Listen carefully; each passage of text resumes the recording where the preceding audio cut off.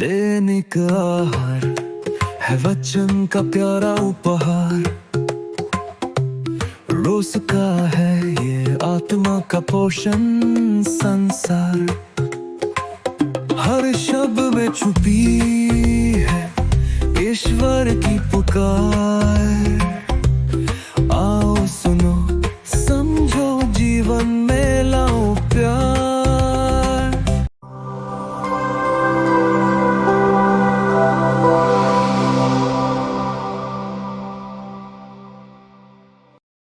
प्रिय भाइयों और बहनों, जब इतिहास चुप होता है तो जीवन बोलता है।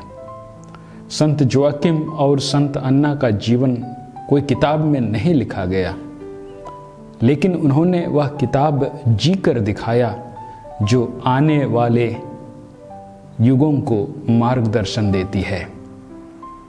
आज के पाठ हमें दो पवित्र बीजों की ओर ले जाते हैं।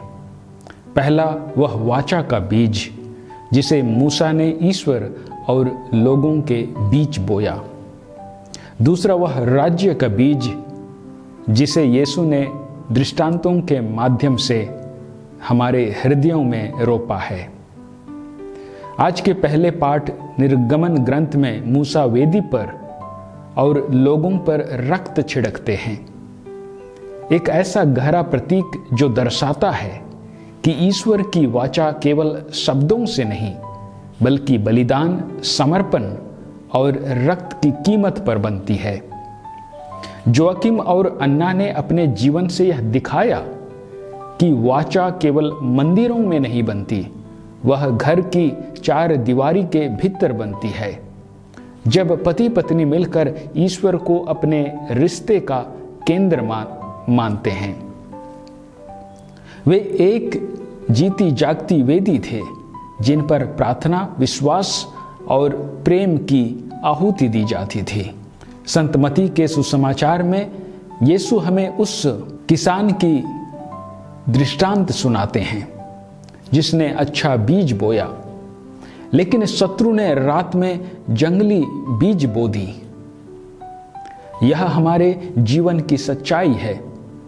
हम चाहे जितनी सच्चाई और भलाई बोएं, दुनिया की बुराइयां भी साथ साथ पनपती है। लेकिन किसान घबराता नहीं, वह कहता है उन्हें साथ बढ़ने दो। यही दृष्टिकोण संत जोआकिम और संत अन्ना का था। उन्होंने परिस्थितियों से डरकर बीज बोना नहीं छोड़ा। वे जानते थे धैर्य ही विश्वास की गहराई का प्रमाण है। इन संतों ने जो बीज बोया वह मरियम के रूप में फलित हुआ। वह बेटी जो पूर्णता की परिभाषा बन गई। अगर आज मरियम धन्य है तो इसलिए कि किसी घर ने उसे पहले पवित्र बनाया। जोआकिम और अन्ना की चुप तपस्या, साधारण जीवन और निरंतर प्रार्थना ही वह छाया थी जिसमें मरियम रूपी फूल खिला।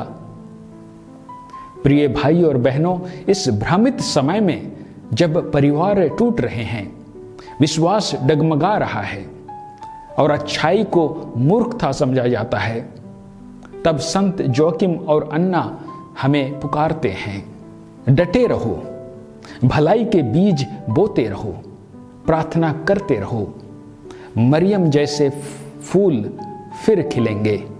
आइए आज हम संत जोआकिम और संत अन्ना की मध्यस्थता द्वारा प्रार्थना करें कि वे हमारे परिवारों की पवित्रता के लिए और घरों में ईश्वरीय कृपा, प्रेम और शांति बनाए रखने के लिए हमेशा हमारे लिए प्रार्थना करें। आमीन।